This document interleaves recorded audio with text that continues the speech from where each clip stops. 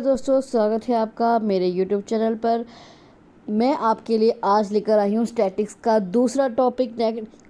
Next topic हम दूसरे topic पर ही हैं आपकी, जिसमें आपका आता है आपका वर्गीकरण, सारणियन, आवृत्ति, वित्त, वितरण। हम पहला टॉपिक हम कवर कर चुके हैं। अब हम उसके दूसरे टॉपिक पर।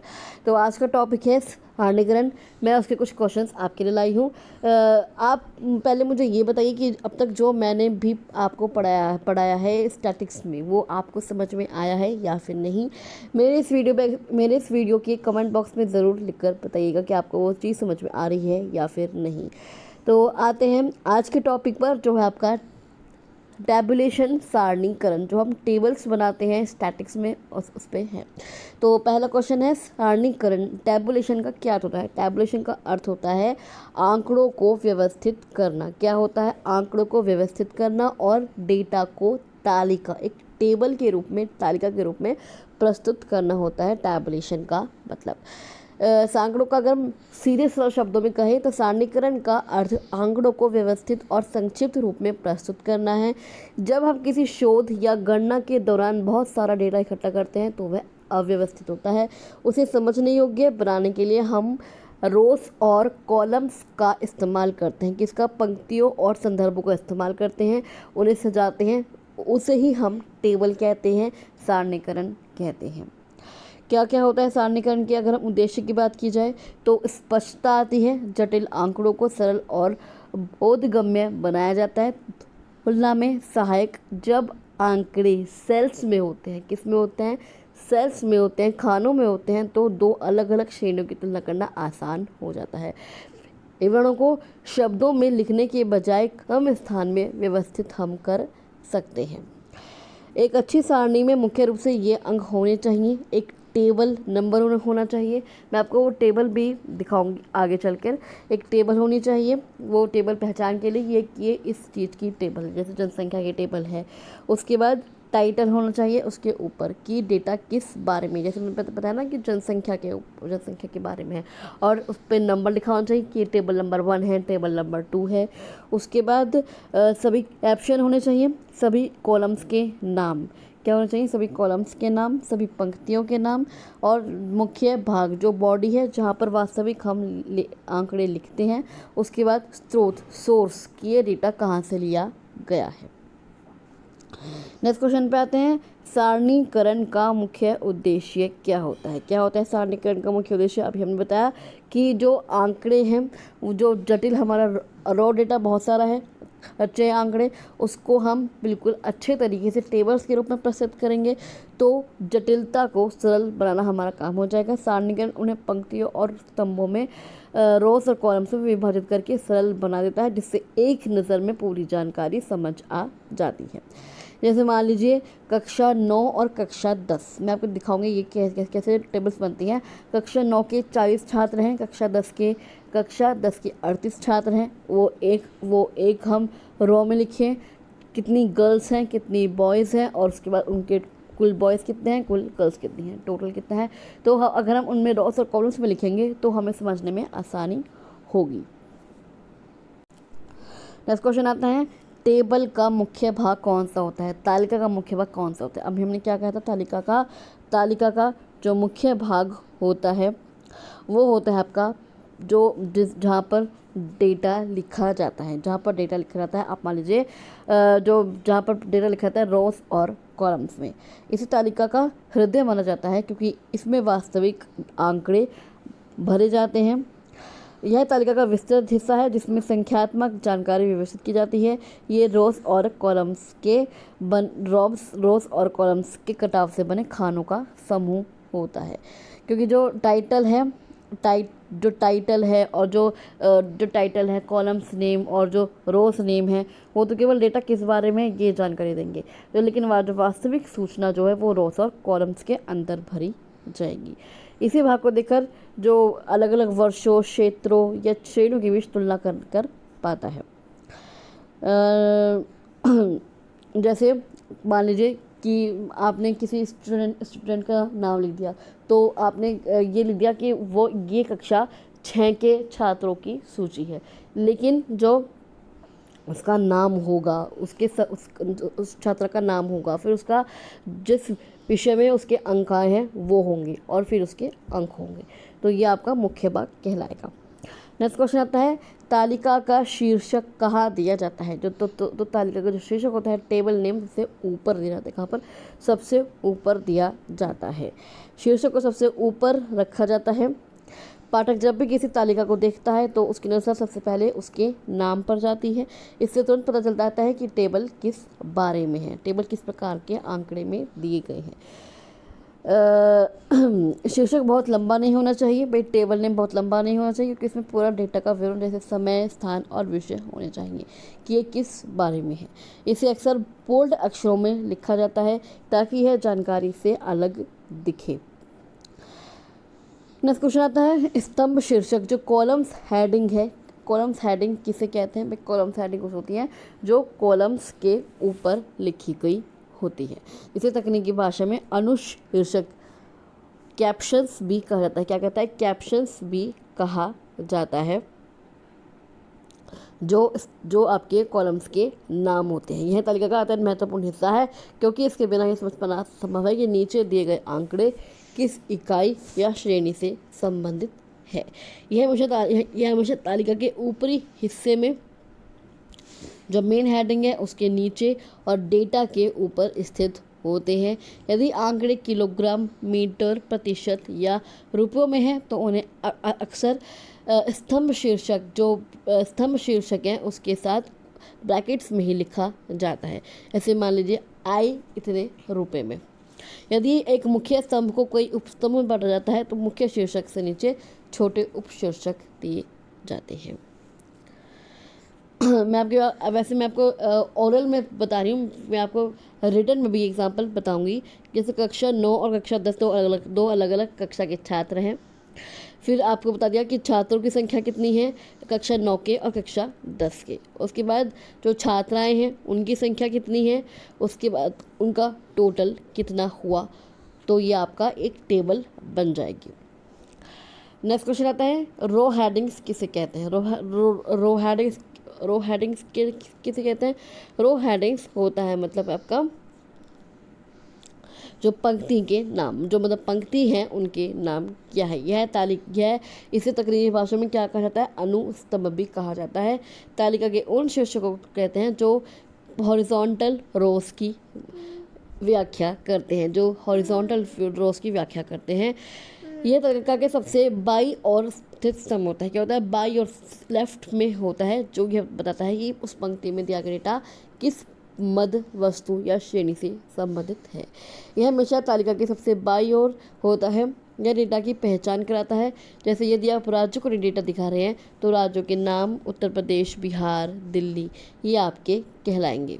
पंक्ति शीर्षक संक्षिप्त होने चाहिए, जिसमें डेटा का पूरा आधार स्पष्ट होना चाहिए।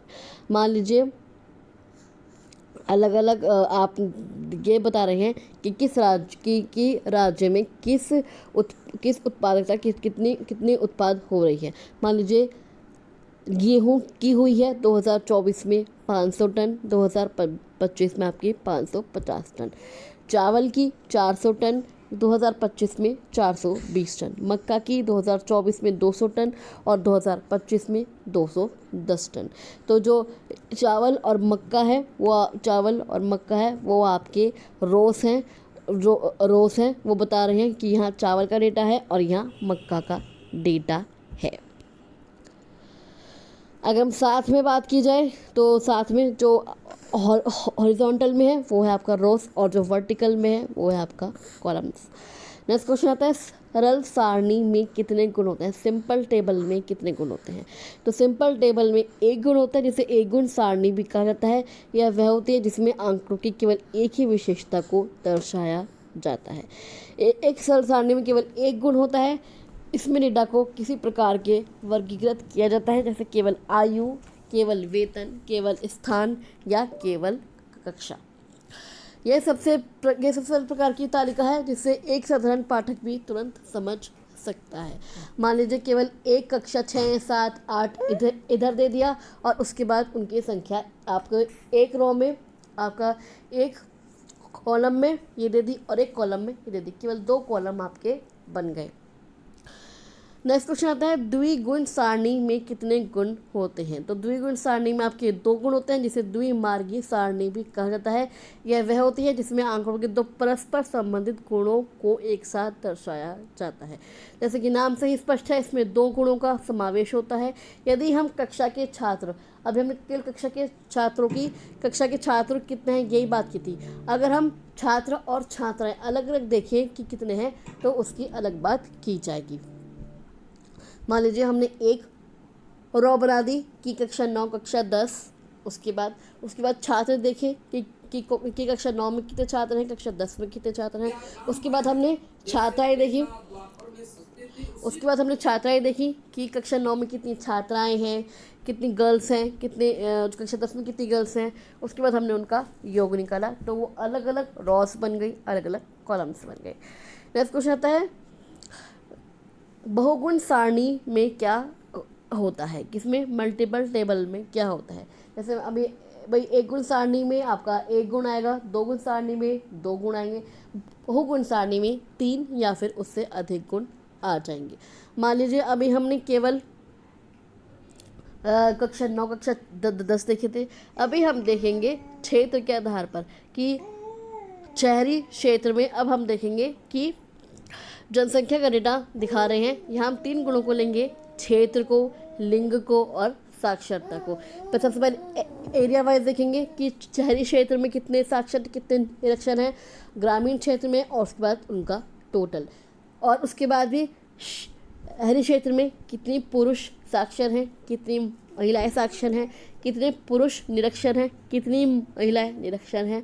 शहरी क्षेत्र में अलग निकालेंगे, ग्रामीण क्षेत्रों में अलग निकालेंगे और उनका टोटल अलग निकालेंगे। तो इसमें 3 या 3 से अधिक गुणों की विशेषताएं आ जाएंगी, इसलिए इसे बहुगुण सारणी कहा जाता है। नेक्स्ट क्वेश्चन आता है सारणीकरण के कौन कौन से लाभ होते हैं। कौन कौन से लाभ होते हैं सारणीकरण के। तो सारणीकरण के बहुत सारे लाभ होते हैं, जैसे जो डेटा है वो समझना आसान होता है। डेटा जो है वो आंकड़ों का सरल हो जाता है, तुलना करने में आसानी हो जाती है, स्थान और समय की बचत भी हो जाती है, सांख्यिकी गणनाओं का आधार भी है ये सारणीकरण टैबुलेशन। उसके बाद क्लियर रिप्रेजेंटेशन हो जाती है और एरर का डिटेक्शन हो जाता है। अगर कोई त्रुटि हो जाती है तो उसे समझना भी आसान हो जाता है सारणीकरण की सहायता से। नेक्स्ट क्वेश्चन आता है तालिका में कुल योग कहाँ दिया जाता है, टोटल कहाँ दिया जाता है। तो टोटल आपका सबसे लास्ट में दिया जाता है, प्रत्येक वर्टिकल कॉलम के नीचे एक अलग लाइन बनाई जाती है जिसे ग्रैंड टोटल कहा जाता है। यह उस विशेष श्रेणी के सभी आंकड़ों का योग दर्शाता है। यह आपकी जो मेन पार्ट होता है उसके ठीक नीचे स्थित होता है। नेक्स्ट क्वेश्चन आता है फुट नोट का प्रयोग क्यों किया जाता है। क्यों किया जाता है फुट नोट का प्रयोग, यदि हमें एक्स्ट्रा इन्फॉर्मेशन देनी होती है। फुट नोट का प्रयोग जो टेबल है उसके भीतर दी गई किसी विशिष्ट जानकारी, संख्या या शब्द की व्याख्या करने के लिए किया जाता है। इसे तालिका के मुख्य भाग में विस्तार से लिखना संभव नहीं होता, इसलिए उसे अलग स्थान पर दिया जाता है जिसे फुट नोट कहते हैं। यही तालिका में कोई ऐसा आंकड़ा है जो अपवाद है या फिर जिसे विशेष संदर्भ में समझने की आवश्यकता है तो उस संख्या को ऊपर एक छोटा निशान जैसे स्टार हो गया, हैश हो गया या 1 2 लगा जाता है और तालिका के नीचे उसकी व्याख्या लिख दी जाती है। नेक्स्ट क्वेश्चन आता है स्रोत का उल्लेख क्यों किया जाता है। क्योंकि स्रोत का उल्लेख, क्योंकि ये बताता है कि डेटा कहाँ से लिया गया है। स्टैटिक्स में तालिका के सबसे नीचे इस सोर्स का उल्लेख करना एक अनिवार्य मार्ग माना जाता है। जब हम बताते हैं कि डेटा कहाँ से लिया गया है, जैसे जनगणना रिपोर्ट, RBI बुलेटिन या किसी सरकारी संस्था, तो पाठकों को आंकड़ों की सत्यता पर भरोसा होता है। क्योंकि जब अगर आप यही नहीं कहेंगे कि कहाँ से लिया गया है तो लोग आपके आंकड़ों पर भरोसा क्यों करेंगे। जब किसी दूसरे व्यक्ति या संस्था द्वारा एकत्रित किए गए आंकड़ों का उपयोग करते समय उन्हें शेयर देना, क्रेडिट देना नैतिक और कानूनी रूप से आवश्यक है। इससे साहित्यिक चोरी से बचाव होता है। तालिका सबसे आपके जो ऊपर होगा सबसे आपका तालिका संख्या होगी और शीर्षक होगा। उसके बाद आपका जो रोस नंबर और रोस नेम और कॉलम्स नेम होंगे। उसके बाद उसमें आंकड़े होंगे, वास्तविक आंकड़े, उलयोग होगा अंत में आपके दाईं ओर। अगर फुटनोट आपको लगाना है विशेष व्याख्या के लिए, उसके बाद सबसे नीचे स्त्रोत, सबसे नीचे जानकारी के आधार के लिए। नेक्स्ट क्वेश्चन आता है सारणीकरण का कौन सा नियम सही है। कौन सा नियम सारणीकरण का सही है? तालिका स्पष्ट और सरल होनी चाहिए कि जिसे समझने में आसानी हो जाए, बिल्कुल स्पष्ट होनी चाहिए। सारणी में एक अच्छी सारणी बनाने के लिए, एक टेबल बनाने के लिए सामान्य और वैज्ञानिक नियम निर्धारित किए गए हैं। प्रत्येक सारणी का एक स्पष्ट, संक्षिप्त और पूर्ण शीर्षक होना चाहिए। शीर्षक को तालिका के सबसे ऊपर और सेंट्रल में लिखा जाना चाहिए। यह क्या, कहाँ और कब का उत्तर देने वाला होना चाहिए। जब तक संभव हो संक्षिप्तीकरण जैसे प्रति के बजाय परसेंट से बचना चाहिए, क्योंकि यदि किसी विशेष चिन्ह का प्रयोग किया गया है तो उसे फुट नोट में स्पष्ट कर देना चाहिए। नेक्स्ट क्वेश्चन आता है सारणीकरण किस प्रक्रिया का भाग है। किस प्रक्रिया का भाग है सारणीकरण? तो ये प्रस्तुतिकरण का भाग है। किसका? डेटा प्रस्तुतिकरण का। हम आंकड़ों को प्रस्तुतिकरण के लिए सारणीकरण का उपयोग करते हैं, डेटा को प्रेजेंट करने के लिए कि वो अच्छे से प्रेजेंट हो जाए, इसलिए सारणीकरण का प्रयोग किया जाता है, टेबल का प्रयोग किया जाता है। सारणीकरण के मुख्य जो आंकड़ों का संकलन, संपादन, वर्गीकरण, सारणीकरण, विश्लेषण और फिर इंटरप्रिटेशन, निर्वाचन। तो सारणीकरण आपका चौथा स्टेप है। सबसे पहले आंकड़ों को इकट्ठा करते हैं, उनके बाद उसमें एडिटिंग करते हैं कि उसमें गलतियों में सुधार करते हैं, फिर उनका क्लासिफिकेशन करते हैं, फिर मैंने आपको पहली वीडियो में बताया। उसके बाद उनका टेबल बनाते हैं, सारणीकरण किया जाता है। उसके बाद उनका एनालिसिस किया जाता है, औसत, प्रतिशत आदि निकालना किया जाता है। उसके बाद उनको इंटरप्रेट किया जाता है, निर्वाचन किया जाता है, निष्कर्ष निकाला जाता है। तो ये थे आज का टॉपिक के क्वेश्चंस। आई होप आपको ये अच्छे लगे हों, आपको वीडियो अच्छी लगी होगी। अगर आपको वीडियो अच्छी लगे तो आप इस वीडियो को लाइक कर सकते हैं, शेयर कर सकते हैं और इस चैनल को सब्सक्राइब करके ज़रूर जाएगा। तो मैं मिलती हूँ इस सीरीज़ की अगली वीडियो में, तब तक के लिए थैंक यू सो मच। और अगर आपको आज के वीडियो में या किसी भी वीडियो में कुछ भी समझ में ना आए तो आप मुझे कमेंट बॉक्स में कमेंट करके बता सकते हैं।